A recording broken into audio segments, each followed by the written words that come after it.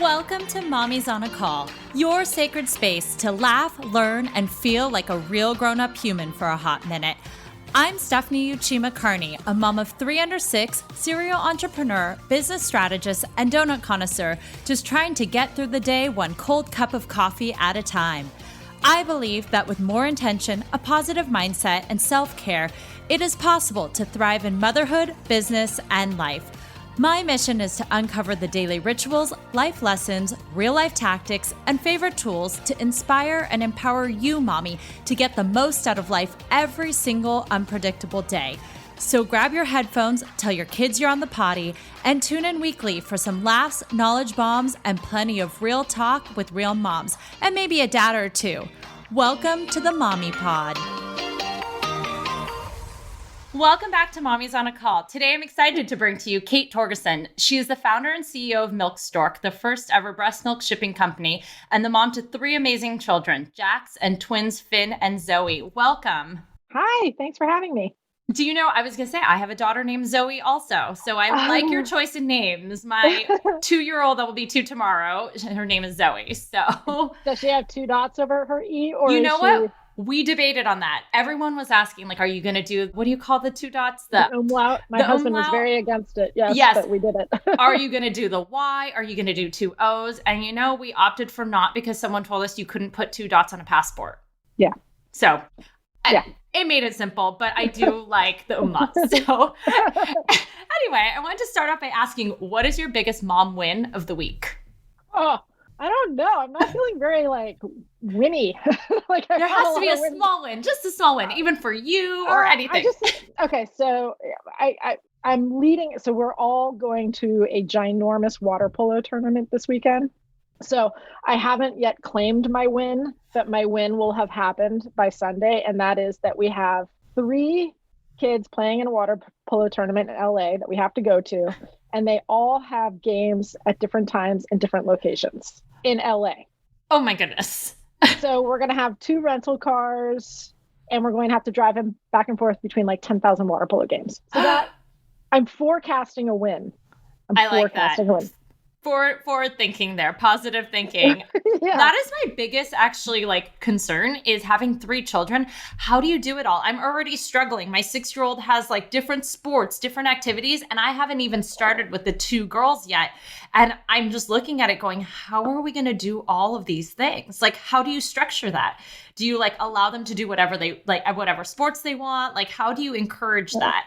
I think it's so I am really a believer in sports. Both my husband and I played sports growing up. I played soccer at Cal for 1 year and then did ski team at Cal.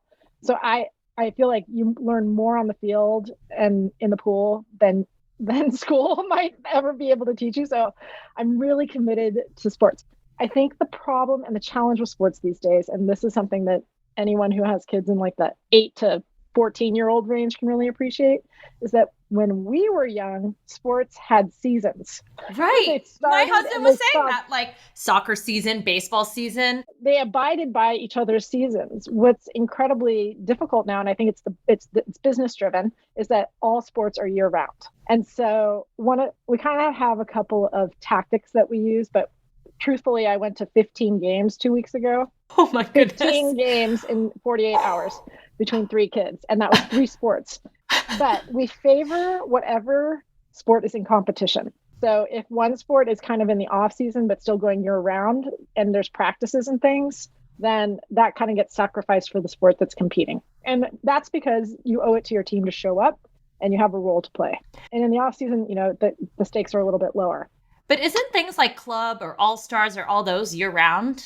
They are, but they're not always competing year round. Or they might have, water polo doesn't have as many competitions in the winter.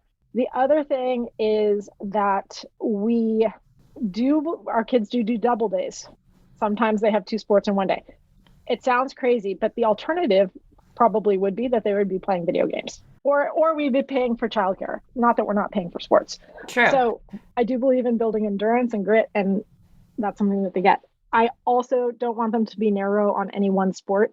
I think it's a little too much eggs in one basket. So I think they need to be well-rounded in all the sports. I was going to say, I feel like nowadays, we were just trying out for baseball. And it's like one of Yeah. these things where they're like, you need to commit. You need to, the baseball's going to be your sport. I'm like, he's 6. He doesn't even know like how to like wipe his own butt by himself. Like, how can he pick if he's going to be a baseball player? Like, and so, yeah, that whole thing about sports. And then, I mean, I want to ask you all the things on how you then do all of this with having a business, but we'll talk about that in a little bit. Yeah. Can I just say one more thing about sports? Because I think it's kind of controversial, but I'll say this. Okay. My twins are 8. And when I watch them play water polo, like literally it's a slow motion drowning situation. Like it's not like they're slaying the sport. And I often get asked, well, do they like the sport? And my answer to that is, frankly, I don't care. Because it's one thing to do the things that you're good at and that like come naturally. But I think life is really not about that. I think you can't decide if you like something at the bottom of a learning curve. Like it's not a fair time to ask that question. And I think it takes time for investment to happen, to get good at things, to feel confident. And then I'll ask you if you like it and if you're willing to sacrifice one for the other. But I don't frankly care if they like going to water polo at 7:00 at night on a Tuesday at 8. They can just do it. And then they can tell me in 2 years if they want to keep doing it or not. I feel you on that. We actually were kind of talking about the same thing because we gave them options, and we gave him options on like what he wanted to do. And we started to realize he only wanted to do the things he was really good at. Yeah. And I realized, well, you can't always just do what you're good at because you're never going to push yourself. But then it's like, where do you become the parent, the fine line of like forcing them and screwing them up later when they're like, we were forced to, play the piano and we hated it. But like, I don't know. Parenting's difficult. You have to have your philosophies. Yeah. Well, to give the audience a little bit of context, I know you said you have 8-year-olds. Tell us about the roles that you and your partner play in kind of the family and then the ages of your kids. The ages of my kids will start there. Jax, my oldest, just turned 11. And then Finn and Zoe are 8. We play pretty, I would say, well-divided role, like a really good balance. And I think part of that came from having twins. Because, 4:00 in the morning with twins, when one of them is feeding and they're 8 months old, it's really all hands on deck. And there's not like no one person can deal with 3 kids under 3, as you know. It's like, and work. So it got divided pretty easily. I would say my husband is kind of like more on the house maintenance / that kind of duty. I am more on the like feeding food, although he does lunches in the morning. I don't know, just kind of, definitely I'm on cleaning, medical. Who does all the scheduling? That's joint. We have a Google Calendar. Nice. And pretty much we talk about it, I would say, every single day. Every single day we like suss out who's doing what, carpools or whatever. And both of you are working. He just stopped working, about 2 weeks ago. He left his previous position. So right now he's not working, but flashback, let's say 8 years when you had twins in your arms and you were full-time working, he was working. Yeah. How did you manage all that behind the scenes? So at one point, I think there's a snapshot at 8 months old, I think there's a story where you were working full-time. You also were launching Milk Stork and you had 3 kids basically under 3. Yeah. How in the world did you balance that? Or not balance, but what did that look like? Did you have a ton of childcare? How did you make it work? Well, I did so I was working full time at Clif Bar, and Clif Bar had childcare on site, which was a huge, amazing benefit. I mean, I can't say it enough. Like it saved us because it saved us time, just being able to drop all 3 kids off at childcare at once, and then to be able to visit them throughout the day if I wanted to. So we were fortunate to have that. I think so Milk Stork was really something that I did when the kids went to sleep until about midnight or 1 a.m. And I did that for over a year and a half. And I was so excited by the idea. And I had already had the benefit of lack of sleep. Like I was in that like crazy don't need sleep phase because I hadn't had a taste of sleep in like years. So I was able to do that for a while. It did get to the point though, where I was like reaching a point of physical exhaustion. And I knew that And Milk Stork was entering a place where I could go kind of full time into that. And so I did transition out of that. I went part-time at Clif Bar, which they were very nice to do because I knew what I was doing. And then that allowed me to transition. But I had to be very thoughtful about that transition too, because there was a lot at stake. Childcare was at stake, great benefits, a stable financial situation. So I really wanted to make sure that I was careful in how we did that switch. Right. Actually, that was going to be one of my questions is how did you take that financial leap? Like, how did you decide in your head that it was time, besides the fact that you were like, I'm working so hard on my full-time job, I'm working so hard on building Milk Stork, I believe in it. How did you structure that? Because I see a lot of moms out there and they're like, I have a stable job. Or even if they lost their job, like, how can I invest in something else? How do we make this work? Like, what did that conversation look like? How did you take that leap? So there was two big parts of that. One, Milk Stork, it was early days and we were not venture backed. So like we were it was whatever we made was what we had from the company. So Milk Stork needed to get at a place where it could pay me a reasonable salary. And I knew that would never be like what I was previously making. And that was okay. The trade-off there though, was that I wasn't spending money on a commute anymore. And then I think the other big thing is that we timed it against when my oldest was going to kindergarten and in public school, because that alleviated some of the childcare costs. Right. And so we really did have to do dollars and cents. Like, how much is the commute costing us in terms of time and money? How much will we be saving in childcare?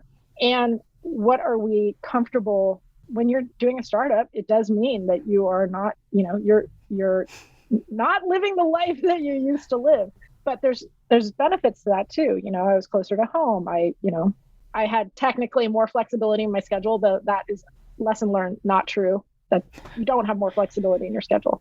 At the time, I thought I did. So I think it was like taking into account all those trade-offs and then understanding the sacrifice. And you said like you were getting to the point of like physical exhaustion. What was that point that you hit? How did you know like that was the time? And then also like moving forward, the company that you started was out of a passion because you were in a situation where you needed that service. I mean, I see a lot of entrepreneurs who have these ideas that are great and then they almost like age out of it. So your kid's in, elementary school now and you're not dealing with breastfeeding. How did you keep that passion alive? And, what made you continue forward instead of saying, well, okay, like that was a fun project, I'm going to quit? This goes back to the sports. I just never thought of ever quitting. Awesome.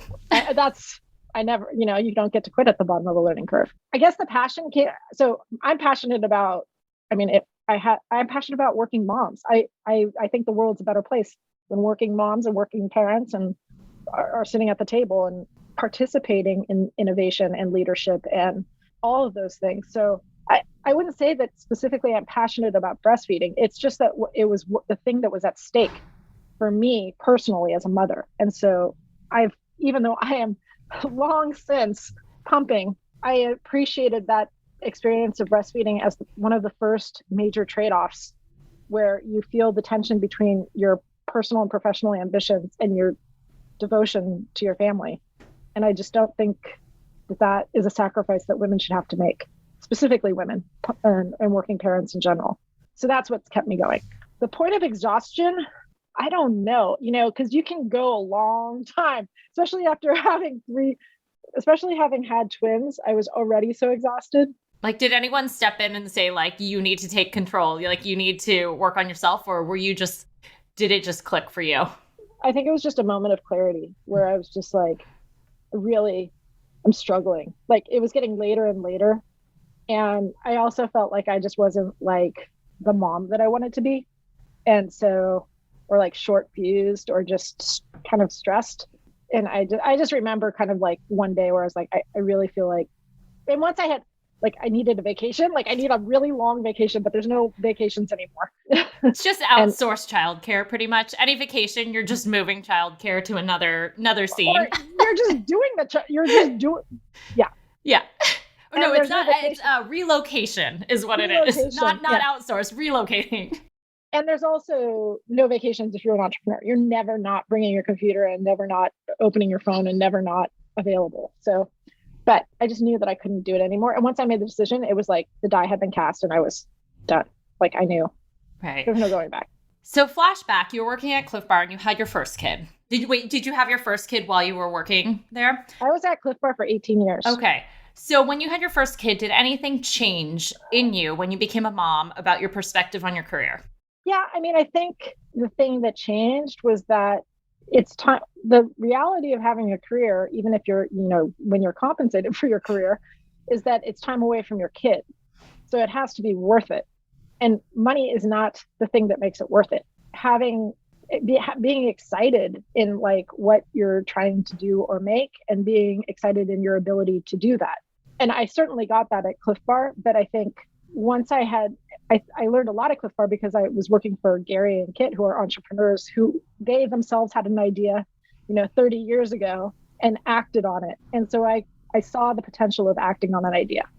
Got it. So when I had one, I felt, yeah, I was going to ask, most moms, especially a new mom to twins, wouldn't suddenly say like, oh, I have this great idea. Let me just start a company.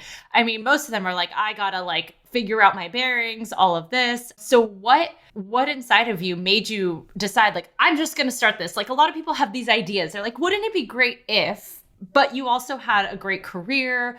You had 3 kids. What made you decide in that moment, like, I need to do this? It had to be done. It had to be done. I could not believe that it hadn't been done. And then I just figured, well, if not me, who? And if not now, when? And I think I read somewhere where you waited 3 years to hire on your first employee or team member. During those 3 years, like, what did that look like? And who was the first person you hired? And why did you choose that role? So my dad and I started the company. So my dad's my co-founder, and which is amazing, by the way, because telling a dad like, hey, can we start a breast milk company? Like I envision that conversation and it makes me like, it's so great that your dad did that. That's incredible. He was just like, where do we start? Let's go. And he was off and running. We did everything. And that was super fun because it was just the two of us. And we like, every day you wake up and there's 10 million problems, 10 million opportunities, I should say, but also 10 million problems. And we just we would knock down what we could. We didn't hire we bootstrapped. So, I mean, that's why we didn't hire employees for a long time was I never assumed that I could get venture backing. I felt that I would just have to build a company the old fashioned way. And so that's how I did it. And we got to a place where it was growing way bigger than 2 people could manage. And the opportunity that came with growing that size warranted seeking investment. So we raised around, and then our first position that we hired was actually someone in customer care because it needed to be, we're taking care of people's milk. We need to have someone we just need to have the person that can talk to these moms and be on their resource. Right. So that was the first. And then from there, we also had a gazillion clients that had signed on. So the kind of second position that we hired was a client success manager, just to help the same thing. Right, exactly. It's like basically the service part of the business. Drinking from a fire hose and trying to make sure for breast milk. Just kidding. Yeah, just trying to make sure everyone was having a good experience and to also get their feedback because obviously we were growing. So those were like the 2 first. We didn't hire sales because we had inbound. Right. Going crazy. No, I'm just thinking like, okay, so you have this great idea, like you were bootstrapping it, but where did you get kind of the, like not technology per se, but you're like, okay, we need certain ice packs, we need certain things. Like, how did you go about looking for all that stuff and like sourcing all of the materials needed to create these really cool kits to send it out? Like, where did you go to? Googling? I mean, figuring it out. Like, there's no kind of like magic way to do it. What I will tell you is that I did not like when I had the experience of the business trip where I personally felt the pain point. Next day, I basically called my dad and I was like, let's solve this. The first thing I worked on was not a business plan. It was not market research. It was none of those things. It was what could solve this problem, like physically solve this problem. Yeah. So it was a process of just kind of from a pumping mom perspective, what would I want to have in my hotel room? And what would that experience look like? And then build the parts around it. I think a challenge for a lot of entrepreneurs is that they think that they have to jump through all these hoops in the beginning. And I would say, especially for a mom, to do the thing that excites you the most, because you have no free time and you don't want to lose your momentum. And if you're not focusing on the thing that you like, then you are going to quit because it's going to suck. Yeah. Like if you're just sitting there night after night trying to write some 15-page business plan, that, that's not probably a good use of your time in the beginning. I love that. So you were pretty much like, let's get on the field of play. Let's just test this out. Let's try different things like trial and error. And then it eventually led to funding. Now, I know you said like you were bootstrapping it. You thought you were going to build it the traditional way. What shifted that mindset, or how did you, decide like, actually, we need to raise money? And then like, how did you figure out how to do all of it? Oh, well, I don't know if anyone knows how to do that. I think once, I never really thought the enterprise channel is kind of what changed things a lot because it just created scale so quickly and we needed to keep up with that growth. That's really what was the game changer. And that happened really early. I thought it was going to be really hard to explain breast milk shipping to employers because they don't even understand pumping. Right. They don't even have like pumping rooms. I remember when I asked for a pumping room, it was like, well, we have this like corner of a lounge that you can sit in and there's a mini refrigerator. And I'm like, I don't want to sit in public. Like, what is this? Yeah. And I remember I've pumped on planes. I mean, I've had 3 kids. I breastfed for, I don't even know how long. It's like, oh. And then carrying the breast milk through the airport and having to explain to them, like, the worst is when they open it and they like are testing. I'm like, please don't contaminate it. Please don't touch it. Like, please don't. I know. Every pumping mom feels like she's the first pumping mom to walk the face of the earth. Or it's true. Even though you're not. No, literally millions of years ahead of us, people have been breastfeeding and still it's like something that people don't understand. So I thought it was going to be really hard to explain to enterprise, but thankfully our moms were really vocal advocates of what they needed. And so that was really driving the enterprise platform. And so, the scale, we needed to meet the scale and that required people. Required people. Wow. So now I wanted to ask on a more personal subject. You were talking about, physical exhaustion and all of that, since you seem really well aware with like, physical and sports and like mindset and all of that. Is there anything that you do for yourself daily to kind of rejuvenate yourself? Like, what is your sort of go-to wellness? I think, to be honest, I think it's something that I'm struggling right now with 20 months, 24, whatever, 3 years. I don't even know how long we are into this pandemic because I was going pretty good at the beginning of like, I'm going to do Peloton every day and I'm going to make sure I'm walking outside. And I think the winter kind of got to me this year. A lot of the time I'll just work outside and that is really rejuvenating to me, but I haven't been able to do that in a couple months. It does come down to like doing things outside. I really like strongly feel that I need to do things outside. I need sun on my face. I have like cravings to go to Yosemite, and that's when I know when I'm craving like seeing Half Dome. That's when I know I need a break. You need a break. Yeah. Do you have any sort of rituals or routines that you do daily? I do try to do Peloton every day, and I do that not so much for fitness, but for like stress relief and just a moment of like people not talking to me and other than Dennis Morton. Clarity, going for a walk. What time do you wake up in the morning? Are you a morning person or an evening person? No, having had 3 kids under 3 and like twins and not sleeping for like a million years. I'm fortunate our kids go to school across the street. Nice. Public school across the street. So we can I can throw a rock at school right now. So I get up at 7:30. Oh, I love that. My husband and I have arguments because he's really into the whole like Tim Ferriss, like you need to wake up at like really early and have this morning routine. And I'm like, I don't function. And I think I'm just looking for other people to commiserate and excuses, but like, it's really hard to wake up early. No, I'm a night owl, so I totally resist this like wake up early thing. The other thing is I don't work at night. I can't do it anymore. I don't want to do it anymore. I'll do it on occasion if there's like some hot issue, but to me, that's actually it's kind of the anti-ritual. Like, I don't know. I think cracking a computer at 9 o'clock at night is a soul killer. Well, also the blue light, it all like affects your sleep. So then what does your kind of typical workday look like now with at least 3 kids in school? So you at least have a little bit of a break. What does your day look like? So we get up. So my husband does lunches. I'm kind of like on the get your shoes on. I'm also on the pet duty. And then we both walk them to school, like across the street. Then I'm like, usually I try to spend like a half an hour of just like, what are the 3 to 5 things that really need to be accomplished today? And not so much menial tasks, but like things that move the ball down the field. So I kind of assert those things. I don't always achieve them, but I assert them.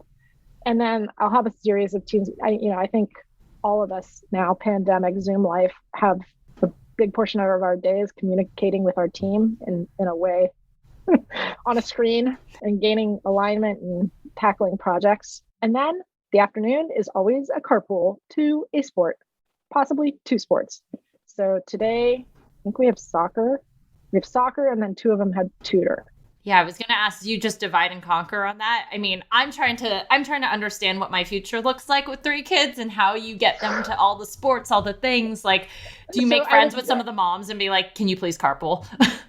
It's all carpool. I mean, Okay. A big part of it is carpool. And I wouldn't say that carpooling coordination is super easy because like most of the parents we know are both working also. There really needs to be a solution for that, by the way, like some sort of thing where you can easily do carpool schedules. Like I feel like it needs to take Team Snap, and it needs to take people's work calendars, and it needs to take where they live and where the sports are, and configure it and serve up the most eligible person to do it. That would be amazing for everything, like not just like sports, like all of that carpool. Like it's logistics that I just don't understand. I'm sure I mean, FedEx is really good at logistics. They should give out some software here and what's the easiest way to do a carpool. I do not think that we could do it if we did not have a community around us that shared, that we collectively shared the burden. So we are almost always driving someone else's kid with us, and our kids, and we do like one leg, and then they'll do another leg.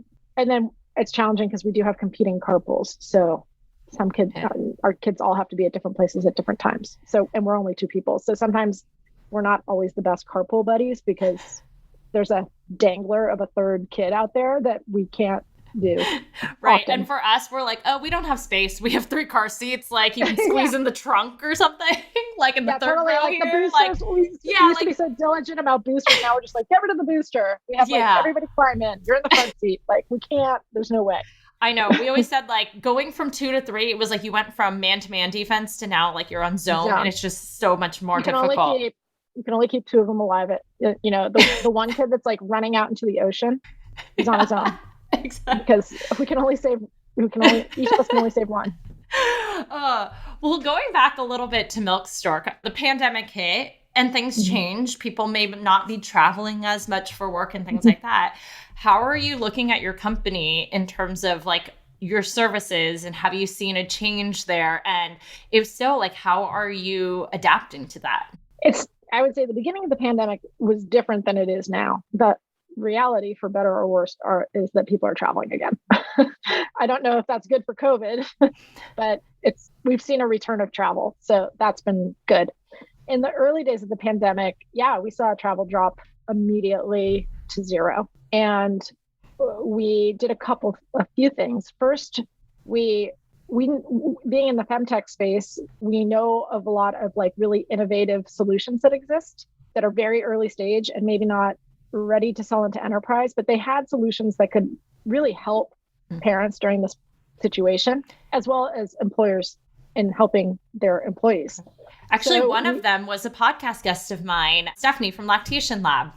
Oh, yeah. So I literally just saw that on your website. I was like, oh, breast milk analysis. I was like, ooh, are they competing with like Lactation Lab? And I clicked on it and I'm like, oh my goodness. She was she was one of my first podcast guests way long ago. Yeah. Part of it was like, how can we all work together and like figure out a way to bring some solutions forward? So we created a flock of benefits. At the time, we included some childcare options. We had virtual lactation support, Stephanie's Lactation Lab, and to bring that forward to employers and serve as kind of an injection mechanism for some of those solutions. So we did that. Another thing is that during the pandemic, there became a lot of interest in the relationship between breast milk and COVID. So studies started to emerge. And for the first time, I would say, I would need to confirm that with a lactation researcher, but there was a lot of attention on that and funding going into it. So we started supporting Mount Sinai was doing a research study on, I think it's the antibody response. They're extracting it's a therapeutic, I guess. So looking at like how the role that breast milk plays in COVID. Right. So we did all donor specimen collection, also for University of Idaho, as well as UCSF. So it was really awesome to be able to participate in that kind of research and help those collections.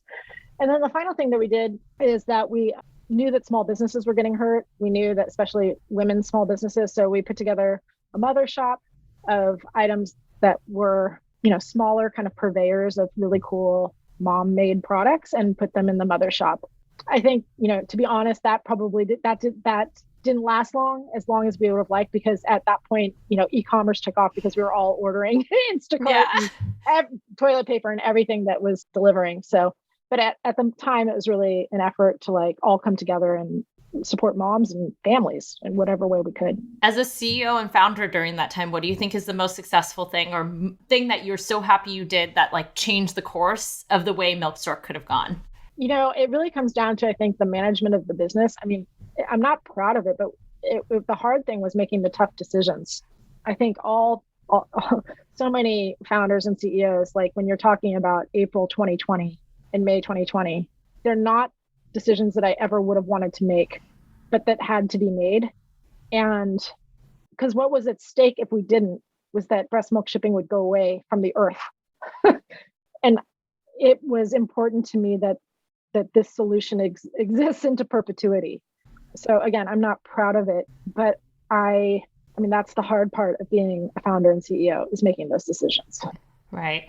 Now, being an entrepreneur and then having kids, I'm curious, do you infuse any entrepreneurship in your kids? They saw you build Milk Stork, basically, especially your infants, to where they are now. Do you ever, teach them about business? Do you ever incorporate that? Or like, how have they seen it? Because I see you train them on the sports field. You tell them I love all your advice on sports and why you should do it and how that helps you in life. I'm curious if you translated that into entrepreneurship and you do any sort of business stuff with your kids. I wouldn't say that I'm for me, I am not so passionate about business.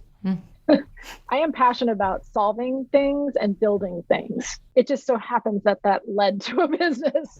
So for me, it's always build it. You can build it. If you see something that you don't like, then make it. It's about having the impetus, the grit, and again, endurance, and embracing adventure, and knowing that most of the time you're running uphill. And every so often you get a sweet downhill, but life, there's joy in the uphill. So it's more philosophical, I would say. Okay. It's about having an approach to life that isn't about finding easy things. It's about finding rewarding. Do you think playing sports helped you be a better entrepreneur? 100%. There's two things. I think not school. I'm just going to say it was not school. I have a degree in anthropology. It was not school. Yeah, sports, and I would say an appreciation of adventure. I spent a lot of after I graduated from college, time in Tahoe. I worked as a ski instructor. I was a wildland firefighter. Wow. Just doing stuff that's hard and cool. I think, yeah, that's what makes entrepreneurialism. That's the fun of it.